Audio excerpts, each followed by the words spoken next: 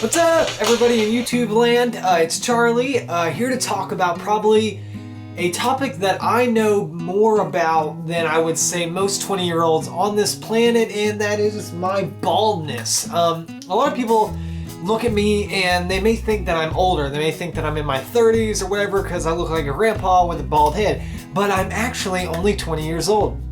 If you've ever watched any of my videos and you think that this is a vegan guy who went bald because he went vegan, that's not true. I started balding actually when I was probably 17 or 18. I hadn't gone vegan I started balding way before I went vegan. Sadly, I don't want to admit it, but that's true. Going bald at a young age, really, I started doing a ton of research. That's kind of the person I am. I research things to like an nth degree, just ridiculous amount of research. They can kind of consume my thoughts, and I compile a lot of information on whatever it is I'm interested in. And that kind of, I feel like that's a good thing because I can make videos and I can talk to other people about it.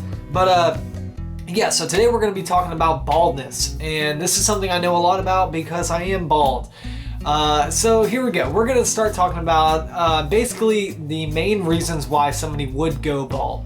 And there's probably going to be about 4 or 5 of these, but we're going to talk about the first one, which is 85% of the time the reason why somebody's going bald, and that is your genetics. My dad was not bald. My mom's dad was not bald. But I did have, I think, maybe 1 or 2 bald people in my family. And what's gonna happen is if you're a guy and you're going bald, you're most likely your hair is gonna be affected by your mother's side. I read research that pretty much says that your mother's side of the family dictates your hair growth. Now, as I said, my dad wasn't bald, but there was baldness on my mom's side. Hence, I have baldness. And to understand this a little bit better, genetically, if someone in your family is bald, it doesn't necessarily mean you're going to go bald, but you're at a higher chance to go bald, especially, if there's more than just one person in your family that's bald. And what's actually happening inside your body, there's this hormone, I think it's DHT. And DHT, it's the hormone that basically starts telling your body to stop producing hair, but to start producing beard hair. Like you stop getting hair on your scalp, but you do get hair on your face. Because if you look, I don't really have much hair on my head, but I have a decent beard. And a part of this, if you look at a lot of bald guys, a lot of them can grow great beards, and it's kind of to do with that hormone. It's the DHT, moving, telling your body stop making hair on the top, make it, it kind of just moves down. And if you're somebody who wants to kind of combat this, there is actually there's things that are DHT blockers. I think Rogaine, the stuff you rub on your head and it's supposed to grow hair. Rogaine has a DHT blocker. Black licorice.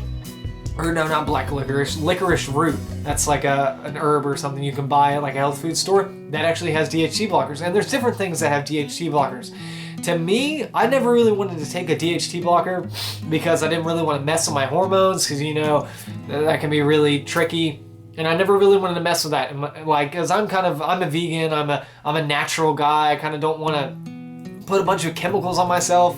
I'm not really into, doing a lot of stuff like that. So no, I wasn't gonna, I was just gonna let the hair fall out, let it be, nature take its course. But you can actually buy DHT blockers. And, if you want to run the risk of messing with your hormones and having to buy something to make you, it's not gonna necessarily stop the balding, or no, it's not gonna like make hair regrow, but it's gonna attempt to stop hair from falling out. That's what the DHT blocker is really gonna do. So yeah, here we have genetics. Second on the list is your diet. People's diet, malnutrition actually can affect your hair growth.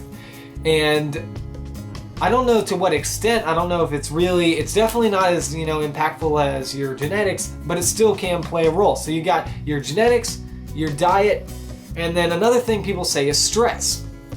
And, I've read a lot of stuff about being bald. I know it was a worry of mine for a long time. I didn't want to go bald. I wanted to avoid going bald at any cost, really. And stress, a lot of people who are into like natural medicine and things, people who are more, I don't know what to say, but it's not many people really believe that stress can actually make you go bald. Some people can, some people do, some people don't, whatever, it's up to you. If you actually believe in this, the idea is that the more stressful you get, the more stressed out you get, the more hair you lose. And I don't really believe that because there's no real science that says that and yada yada, but if you choose to believe that, that's all on your own.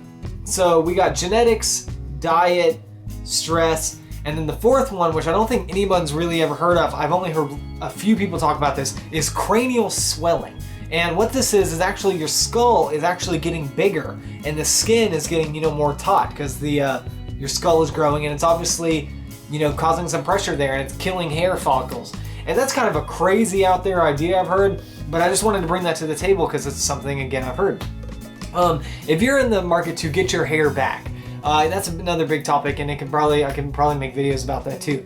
But if you want to get your hair back, you actually do have options. Of course, you can do something like you can buy a wig, which, a lot of dudes aren't into growing wigs, or not growing wigs, but wearing a wig or a toupee.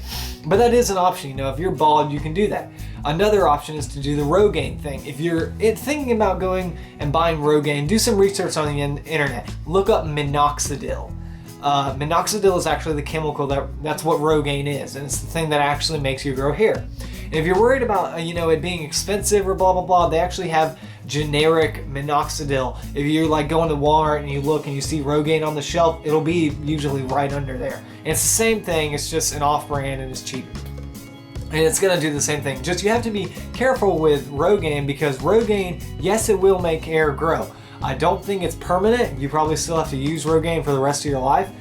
But the big scare is that people get a lot of stomach issues, intestinal issues from using that. It hurts their stomach, it makes them feel cruddy. But also, be really careful where you apply it, because if you put Rogaine on your forehead, it will grow hair on your forehead. And some people even, say that if they put it on their head, hair started growing everywhere. Their back hair started growing and kind of turning you into a werewolf. But it doesn't happen to everyone, but just make sure before you use Rogaine that you actually look up the side effects and things like that. So yeah, one option, the toupees, then you got the Rogaine, and third would probably be surgery.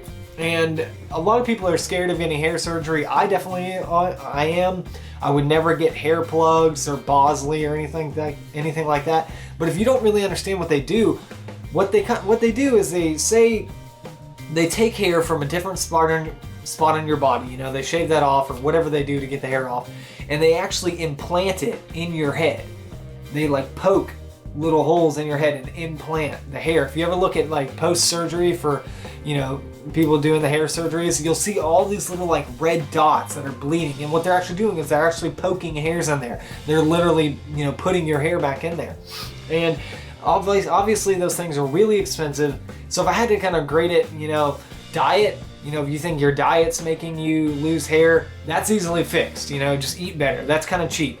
After that, you kind of the Rogaine. You can buy generic minoxidil. It's really not that expensive. There are other chemicals on the market, drugs to make your hair grow, but Rogaine's kind of the most popular one, so I thought I'd just mention that one. You got your food. You got that. If you think stress is really the cause of your hair loss, that's really easily. Well, actually, no, I shouldn't say that because some people have. I don't know, their circumstances are weird, so they can't help the stress in their life. But yeah, basically you have hair loss. You have genetics being the biggest thing, obviously. It could be stress related. A lot of people don't think stress applies to this. It could be diet related, or it could be the cranial swelling, which is, an off the wall thing I've heard. Ways to fix it. Reduce stress in your life. Eat a better diet. You can get that surgery, or you could use Rogaine. Rogaine is usually, it's the most talked about, solution for hair loss, and I think most people try to, attack it from that avenue. But yeah, I just wanted to make a bald video. I thought this was interesting. I know a lot about it. And if you have any questions, please leave them in the comments. I can make a bunch of videos about going bald. I really do know a lot about it. I am bald. Thanks for watching. Everybody like, subscribe, leave a comment. Y'all have a good one. Bye.